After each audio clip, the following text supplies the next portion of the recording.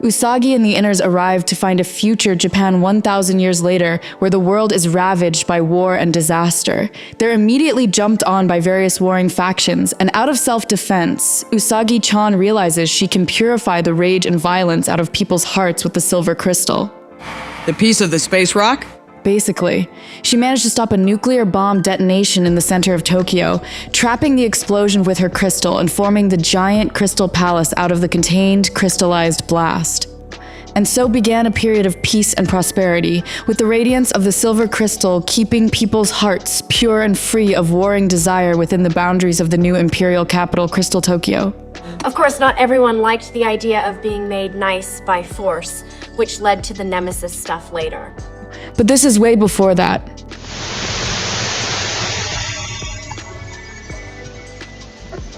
Hey, I need to seize the signal for this subsequent segment since Aunt Sets doesn't know this slice of her horribly heretical history. Oh, hey, Miss Future Spawn. Hello, Sakura-chan. Hiya, past peoples. Shouldn't you explain who you are to the viewers, sneaky future girl? I'll explain later, maybe. Anyways, since the Inners found themselves fixed in the future, they figured they'd ask Setsuna to send them back. But problem, she didn't exist, and there wasn't a trace of a time gate either.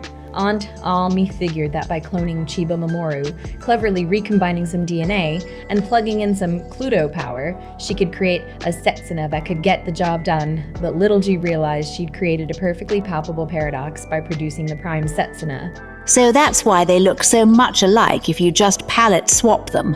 Wait, Setsuna is Mamoru's clone? Yep. So they started studies on setting up the time gate using magic and 21st century science, while Aunt Ami assiduously pumped sets full of Pluto planet power. But in a very clever way dab debacle, Setsuna acquires the affliction of Alabama fever and falls for her kin, King Endymion. Not knowing that relationship is so chromo.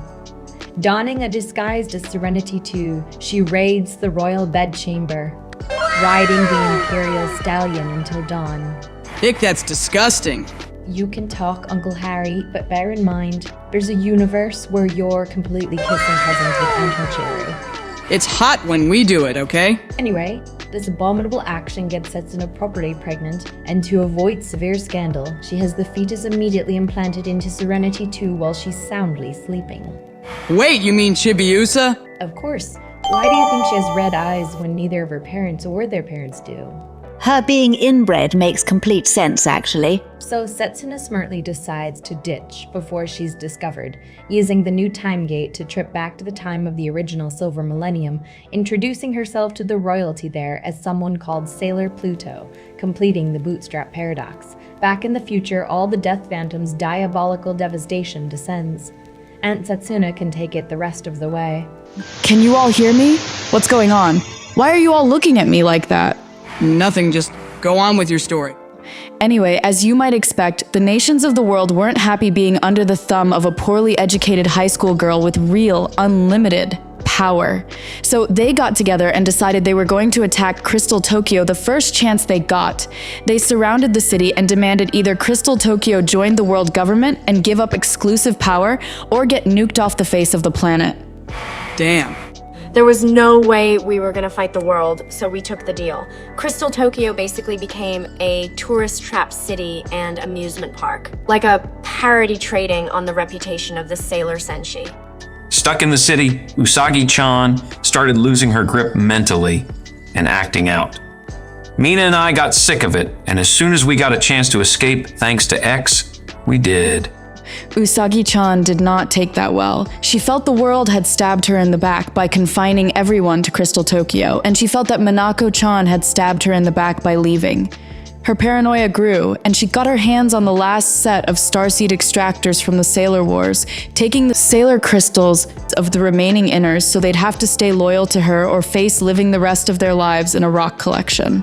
Through shenanigans I'm too tired to explain, Chibiusa-chan, Jadeite and I made our way to the future and got into a full-on conflict with Usagi-san that ended up wrecking the entire city of Crystal Tokyo. Serenity and Endymion decided this would be the perfect time to fake their deaths to avoid taking responsibility for being spoiled jerks. They fled to Space Argentina, while Chibiusa-chan freed the Inner Senshi, sending them back to the past and taking the reins of power for a bit as Serenity 3. Yeah, and a week later the people did a coup on me and tried to brainwash me to be less horny and stuff. I just peaced out and went back to 2004 where I could live in peace with all my super oiled up mandroids and that super humpable Batman and... Of course, the future era continued on when everyone got back to the future the long way around, and imperial navies were formed and the Tyron War happened, but that's not really important to our discussion here. Which brings us back to the present, well, the late 2000s anyway, and what happened in our lives after everyone got back, which we'll cover in part 3. See you there. Hey! Don't forget to subscribe to the official Suburban Senshi YouTube channel.